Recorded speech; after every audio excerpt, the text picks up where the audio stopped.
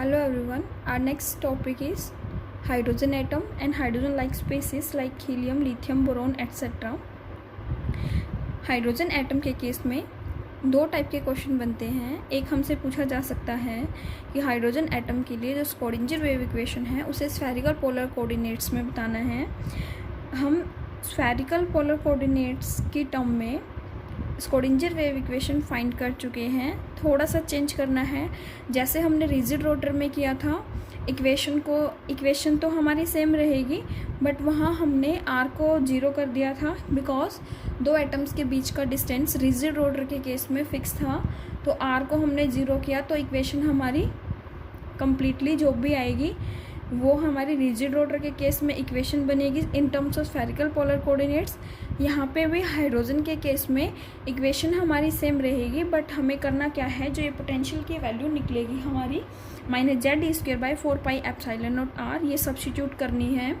Simply हमारे पास equation थी 1/r² curl by curl r, r² curl psi by curl r plus 1/r² sine theta curl by curl theta, sine theta del psi by del theta plus 1/r² sine square theta curl square psi by curl phi square.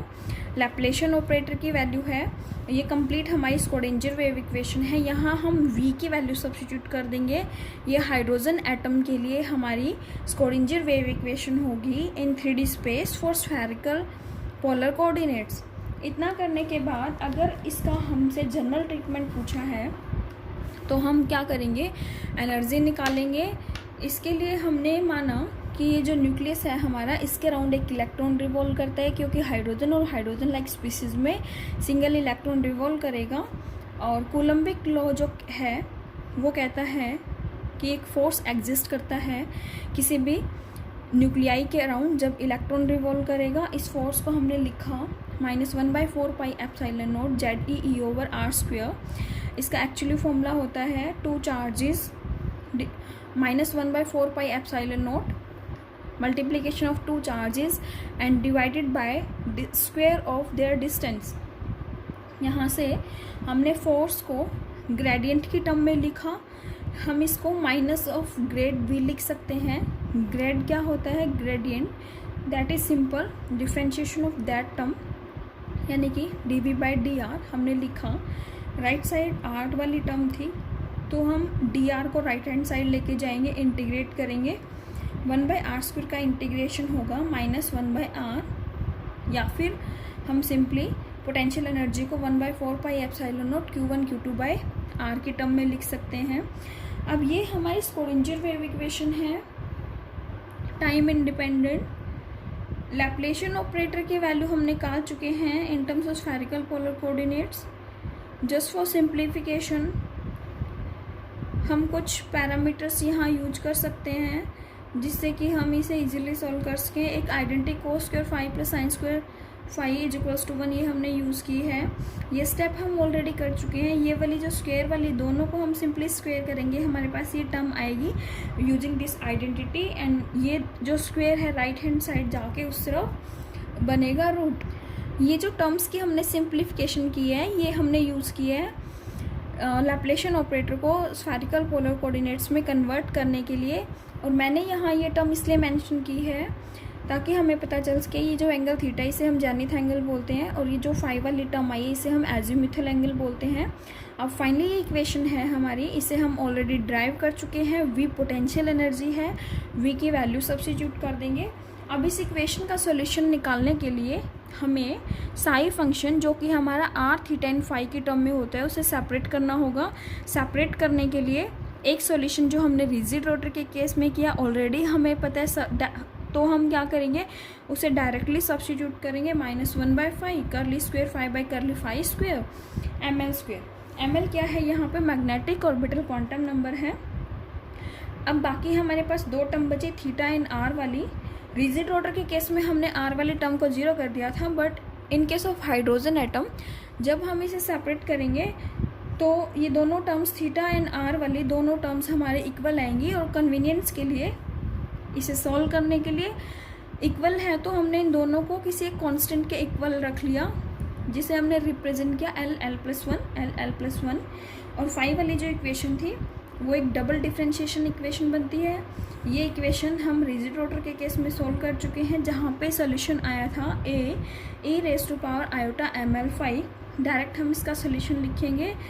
इन दोनों equations को जब हम separate करेंगे तो derivation थोड़ा lengthy होगा as usual, जो हमने डिवाइड मल्टीप्लाई करके कुछ किया था।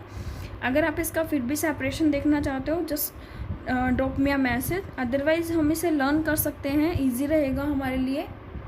एंड इतना इनफ भी है बिकॉज हमें मैथ्स पे नहीं जाना है, जस्ट इसकी एनर्जी फाइंड आउट करनी है।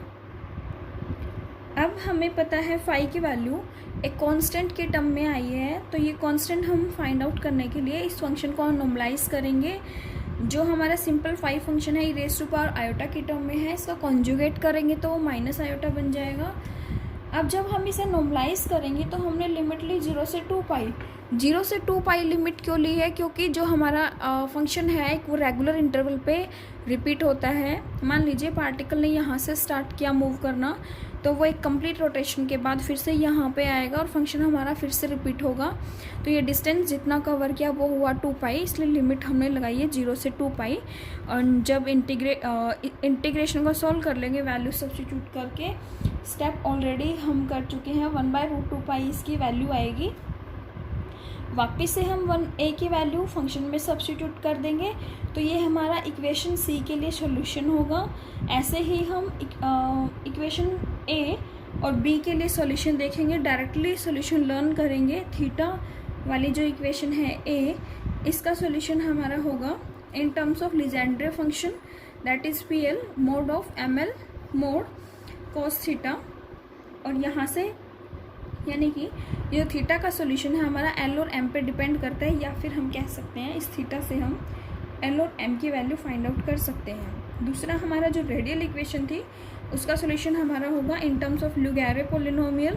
ये जो इतना सारा फंक्शन है L2L+1, यहाँ पे ये जो 2L+1 वाली वैल्यू है ये ऑर्डर है पोलिनोमियल का, और इस पूरे फंक्शन को हम लुगैरे पोलिनोमियल बोलते हैं। L यहाँ पे एंगुलर मोमेंटम है, Z एटॉमिक नंबर है, और N हमारा क्वांटम नंबर है, प्रिंसिपल क्वांटम नंबर।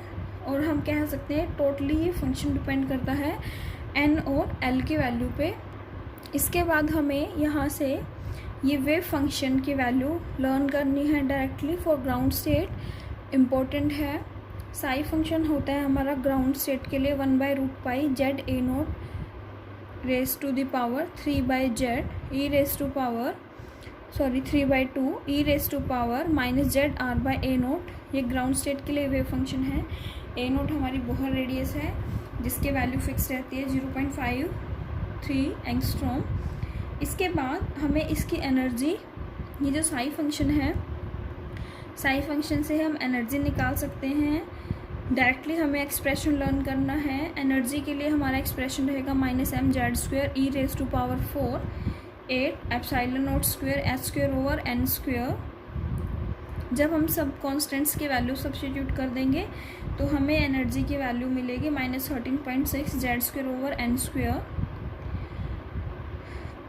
अब हम इसे, ये जो इतना पार्ट गिवन है ये कॉम्पिटिटिव पॉइंट ऑफ व्यू से इम्पोर्टेंट है। एक वीरियल थ्योरम होती है, ये थ्योरम कहती है 2 times of kinetic energy plus potential energy is equals to 0, and in case of hydrogen atom kinetic energy is equals to minus of potential energy by 2 divided by 2। ये हमें direct solution learn करना है, important है ये competitive point of view से। इसके अलावा वीरियल theorem हमारे सिलेबस में नहीं है, तो डायरेक्टली हमें एक यहाँ से ये रिजल्ट लर्न करना है। और आइगन, जो ये एनर्जी की वैल्यू आई है, आइगन वैल्यू आई है हाइड्रोजन एटम के केस में लर्न करनी है। Thank you.